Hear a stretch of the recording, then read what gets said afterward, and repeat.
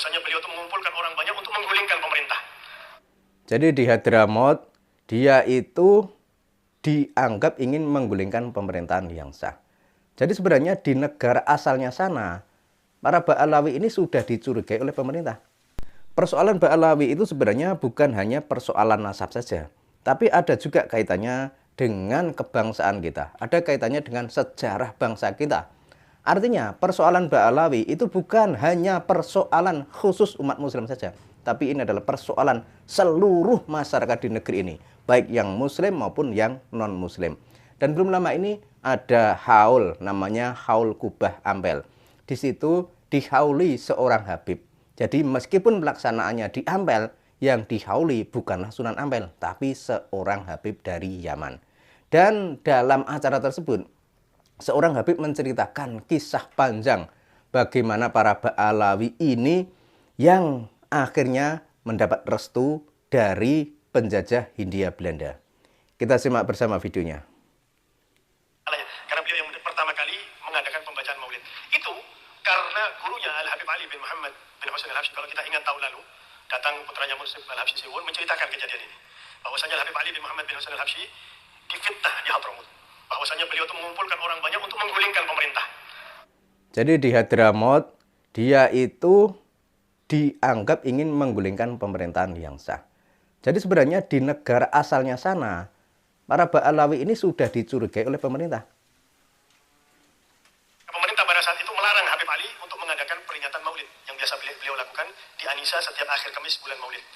Maka karena dilarang, inilah ulama yang betul-betul pewarisnya Nabi, kalau sudah dilarang nggak maksa, nggak melawan, nurut beliau kepada pemerintah pada saat itu. Maka beliau memerintahkan santrinya, Habib Muhammad bin Idrus, baca maulid di Indonesia. Diperintahkan oleh gurunya untuk membaca maulid. Maka Habib Muhammad bin Idrus Al-Habsyi. Jadi karena di sana di Hadramaut itu mereka dilarang oleh pemerintah karena dianggap ingin menggulingkan pemerintahan yang sah, ya akhirnya acara tersebut dipindah ke Indonesia. Jadi si Habib ini menyuruh muridnya untuk membuat majelis di Indonesia atau di Nusantara. Dan tentu saja kedatangan mereka di Nusantara adalah pada masa kolonial Belanda atau pada masa penjajahan. Memulai pembacaan maulid tadi disampaikan di Bogor, kemudian dilanjutkan di Cirebon, kemudian dilanjutkan di Masjid Ampel di zaman pemerintahan Belanda. Karena meninggal itu tahun karena di masa pemerintahan Belanda. Jelas ya, mereka ini datang pada masa pemerintahan Belanda. Jadi kalau ada kata-kata atau ada framing-framing yang menganggap bahwa Habib itu datang ke Nusantara bersamaan dengan Wali Songo atau sebelum Wali Songo, itu adalah kabar yang tidak benar. Yang benar adalah para Habib ini datang ke Nusantara pada masa Hindia Belanda. Sementara Wali Songo ratusan tahun sebelum Belanda ini datang, para Wali Songo sudah menyebarluaskan Islam di Nusantara ini. Sekarang dari meninggalnya sudah 109 tahun. Jadi dari sebelum Indonesia merdeka ini. Dan beliau setiap ingin mengadakan maulid, beliau izin kepada pemerintah Belanda pada saat itu, kepada yang berkuasa. Dia izin kepada pemerintah Belanda. Dan alhamdulillah mendapat kemudahan izin selama bertahun-tahun. Dimudahkan. Jadi mendapat izin bertahun-tahun dari pemerintah Hindia Belanda. Coba Anda bayangkan, ketika bangsa kita, ketika para pejuang kemerdekaan, termasuk Hadratus Syekh Hasyim Asy'ari dan lain sebagainya, mereka ini diburu oleh Belanda. Di sini Habib justru malah diberi tempat, malah diberi izin ketika akan mengadakan majelis maulid. Izinnya oleh pemerintah Belanda pada saat itu. Ini padahal untuk kebaikan umat Islam pada saat itu. Suatu saat setelah bertahun-tahun ketika beliau mengadakan maulid, ini izinnya agak lambat keluar. Maka beliau bingung, ya Allah, ini berapa hari lagi sudah peringatan maulid, kenapa kok izinnya belum keluar sampai sekarang? Maka beliau minta kepada Allah dan sebagainya. Suatu saat beliau nggak keluar dari tempat kholwatnya dari habis subuh sampai duha. Beliau Dari keluar subuh dari tempat sampai duha kholwatnya dengan senyum gembira, dan beliau mengatakan kepada orang-orang di sekitarnya, hari ini akan keluar izinnya. Sambil senyum, saya sudah mendapatkan kabar gembira, tidak lain dan tidak bukan dari gurunya Habib Ali bin Muhammad bin Husain Al-Habsyi. Kemudian betul tidak lama kemudian datanglah orang-orang pemerintahan kepada beliau dan mengatakan, ya Habib, kami sebelumnya mohon maaf, kami ini istilahnya apa? Menginvestigasi kalau bahasa sekarang, menyelidiki. Karena ada 80 orang yang datang ke kami yang ingin menggagalkan peringatan maulid kami. Nggak mau dengan peringatan itu. 80 orang, bukan 1-2. Kalau cuma 1-2 mungkin kami akan mengabaikannya. Ini 80. Jadi soal sejarah ini tentang 80 orang ini juga perlu diklarifikasi atau perlu ditelusuri lagi. Benar tidak ada laporan seperti ini. Namun di sini bisa kita lihat bahwa kedekatan Mbak Alawi dengan pemerintah Hindia Belanda itu memang nyata. Artinya mereka itu ya memang dulunya itu sebagai anteknya atau sebagai kroninya penjajah Hindia Belanda. 10 orang, maka kami meriksa. Kenapa kok sampai 80 orang?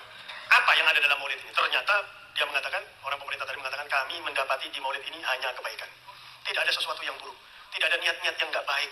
Maka silahkan Habib. Subhanallah, katanya Habib Jalali tadi. Karena dilawan sama 80 orang, maka malah izinnya tambah mudah. Setiap tahun kamu mengadakan maulid di mana saja Habib, silahkan. Tidak dipersulit lagi. Subhanallah. Jadi jangan heran, di zaman beliau saja sudah ada orang yang memfitnah kepada pemerintah Belanda pada saat itu. Jadi sudah jelas ya, keberpihakan mereka, juga keberpihakan Hindia Belanda terhadap mereka, itu kelihatan memang ada kedekatan.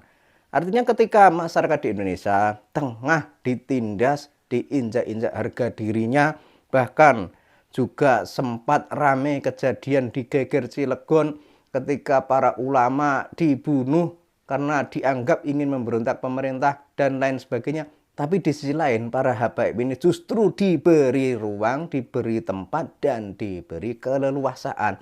Makanya di sini memang mereka ini ada kaitannya dengan para ba'alab itu. Dan saya juga menemukan sebuah tulisan keterkaitan para habaib dari Yaman dengan kolonial atau dengan Hindia Belanda. Sebagaimana yang dimuat di tulisan merdeka.com, sosok Habib Muhammad bin Idrus Al-Habsyi, ulama ternama yang diasuh ibunya sendirian, kini makamnya banyak dikunjungi orang Belanda.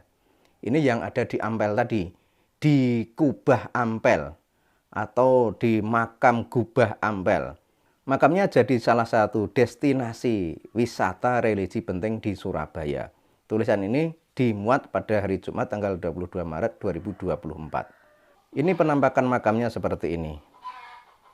Dan kita baca dulu sejarahnya seperti apa. Makam Al-Habsyi di kawasan Kampung Religi Ampel, Surabaya merupakan komplek makam keluarga yang dibangun pada abad ke-18. Salah satu sosok penting yang dimakamkan di sini ialah Habib Idrus Al-Habsyi. Sosok Al-Habsyi, Habib Muhammad bin Idrus Al-Habsyi lahir di Yaman Selatan pada tahun 1845 Masehi. Yaman Selatan itu dulunya adalah basisnya komunis. Tercatat dalam sejarah seperti itu. Sejak kecil ia diasuh oleh pamannya Al-Habib Soleh bin Muhammad Al-Habsyi. Habib Muhammad meninggal di kota Surabaya pada tahun 1917 Masehi. Jenazahnya dimakamkan di pemakaman Ampel Gubah, Komplek Masjid Ampel, kota Surabaya. Komplek makam Habib Muhammad memiliki gaya arsitektur kolonial. Komplek makam ini juga telah ditetapkan sebagai bangunan cagar budaya. Penampakannya seperti ini. Di sini terdapat nisan-nisan kuno hadiah dari Ratu Wilhelmina. Sudah jelas ya, hadiah dari Ratu Wilhelmina. Artinya hubungan mereka dengan penjajah itu memang nyata adanya. Dan ini adalah sebuah fakta yang selama ini mungkin ditutup-tutupi oleh sebagian orang dan mungkin selama ini tidak begitu dipelajari oleh masyarakat di Indonesia karena sudah terlanjur husnudzon kepada mereka. Tapi ternyata faktanya dalam sejarah mereka ini memang dekat dengan Ratu Wilhelmina. Mereka ini memang dekat dengan penjajah Hindia Belanda. Mengutip situs resmi Pemkot Surabaya, banyak wisatawan Belanda yang datang ke komplek makam Al-Habsyi karena penasaran.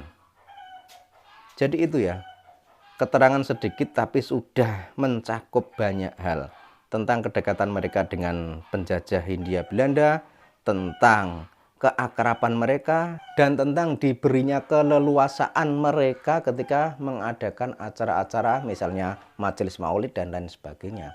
Berbeda dengan orang-orang pribumi Nusantara yang kala itu tengah diinjak-injak, yang tengah ditindas, bahkan para kiai, para ulama banyak yang dibunuh dan dibantai karena berusaha melepaskan diri dari penjajahan dan berusaha mengusir penjajah dari negeri kita. Dan terkait tentang yang terjadi di Indonesia saat ini, adanya polemik nasab Ba'alawi, sebenarnya persoalannya itu bukan hanya persoalan nasab saja. Bukan hanya persoalan nasab mereka itu tidak terkonfirmasi tersambung kepada Kanjeng Nabi, tapi juga persoalan kebangsaan. Mereka ini jelas-jelas dulu menjadi anteknya penjajah Belanda. Dan kita memang mungkin tidak dendam atau tidak benci dengan mereka. Tapi kalau kita lihat, misalnya sekarang mereka ini masih berusaha menerapkan gaya hidup seperti era kolonial. Mereka menginginkan mendapatkan posisi, mendapatkan status yang melebihi dari orang-orang pribumi Nusantara, ya otomatis semua itu pasti akan ditolak oleh masyarakat di Indonesia ini. Karena yang namanya penjajahan itu sudah dihapuskan dari bumi pertiwi ini. Sehingga kalau klan Ba'alawi ini masih berusaha ingin menerapkan lagi penjajahan dengan gaya baru, dengan mengatakan kalau mereka adalah cucu Nabi, dengan mengatakan bahwa mereka punya karomah yang melebihi manusia pada umumnya, maka saat itu pula masyarakat Indonesia akan terketuk hatinya dan akan bangkit dan akan sadar bahwa sebenarnya mereka, para Ba'alawi ini, selain berbahaya soal pengklaiman mereka sebagai cucu Nabi, tapi harus juga diwaspadai tentang kebangsaan mereka, tentang nasionalisme mereka, dan tentang sikap mereka kepada orang Nusantara.